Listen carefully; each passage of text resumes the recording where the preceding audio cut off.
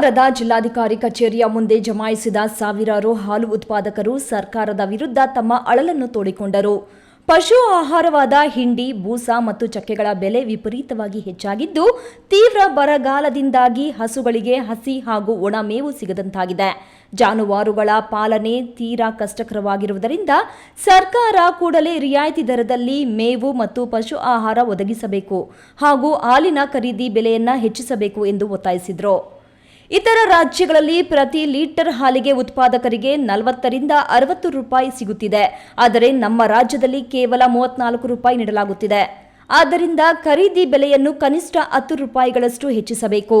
ರೈತ ಕುಟುಂಬದಿಂದ ಬಂದಿರುವ ಮುಖ್ಯಮಂತ್ರಿಗಳು ಹಾಲು ಉತ್ಪಾದಕರ ಸಂಕಷ್ಟಕ್ಕೆ ಸ್ಪಂದಿಸಿ ಹಾಲಿನ ಪ್ರೋತ್ಸಾಹಧನವನ್ನು 5 ರೂಪಾಯಿಯಿಂದ 7 ರೂಪಾಯಿಗೆ ಏರಿಸಬೇಕು ಎಂದು ಪ್ರತಿಭಟನಾಕಾರರು ಆಗ್ರಹಿಸಿದರು.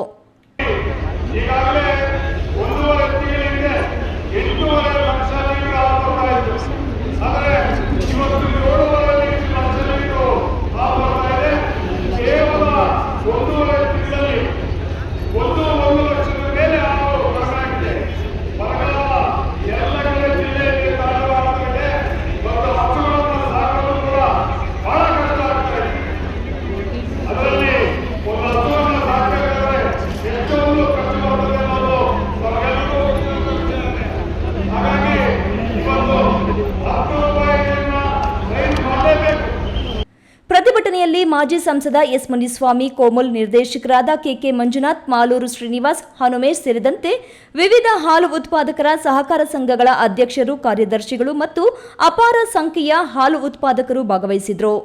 Satish, A news TV, Kolar.